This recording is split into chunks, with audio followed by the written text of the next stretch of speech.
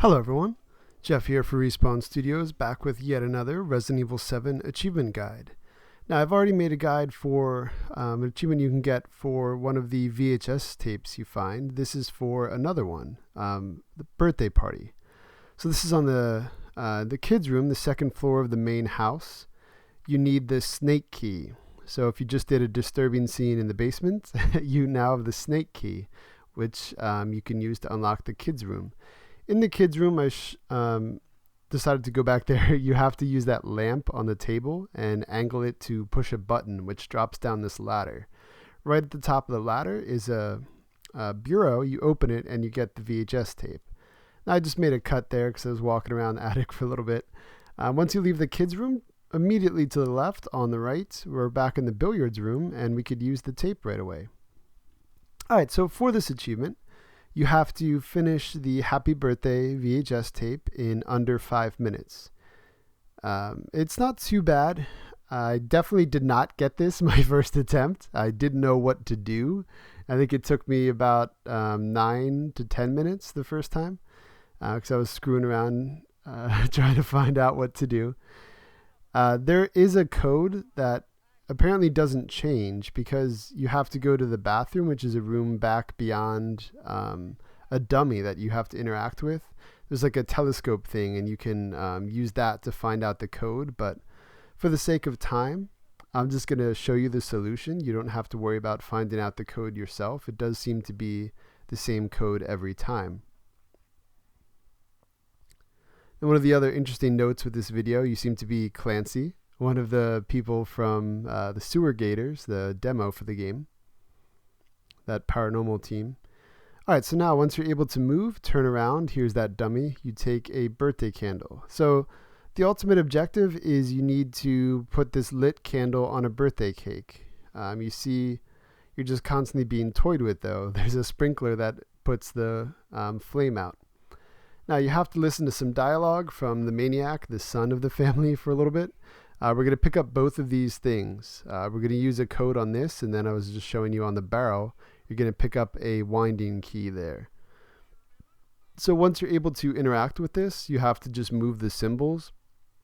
Kind of like a straight line thing is the first one. The second one is sort of like a gravestone column. And the third one is like fetus, an infant here. So there we go. We just hit A. And you're going to get this doll. This also brings back the infamous dummy finger from the demo, which is pretty cool. And then you come over, hit A. You can look around as you wait for the winding key to be picked up. All right, now we just have to do several more steps, and we can bring the candle back. Where I was just looking is where you're going to put a crank in a little bit. All right, so you're going to turn on the stove and use two things here. First, the candle, relight the candle, and second, the doll. A little tag that says you on it. Nice. So when it's burned down, you get the dummy finger, and you could already put it on the dummy if you like. Otherwise, you could wait till you have all three items. We already have 2 of them. Now you need this lit candle because there's a rope blocking this door. You have to interact using the burning candle. Now this room is pretty awesome. There's a bunch of balloons here and you can pop them with if they're near the candle. But what you're going to do is pick up an uninflated yellow balloon and we're going to take it back to a gas pipe here and put it on that.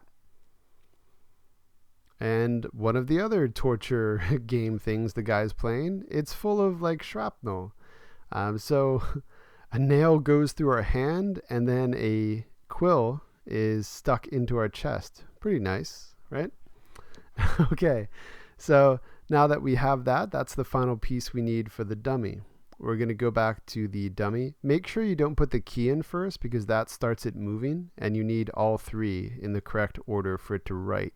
It's going to give you the code for the door. I mean, you don't like fail. You would just have to do it again, which can take some time and you might not get it. All right, so again, you just put the finger in and then the quill in that hand that you put the finger in, and then finally the key. We're going to get this little cutscene where it uses it to carve into you, and it writes loser. Very nice. Again, guys torturing you. And now we're going back through the balloon room.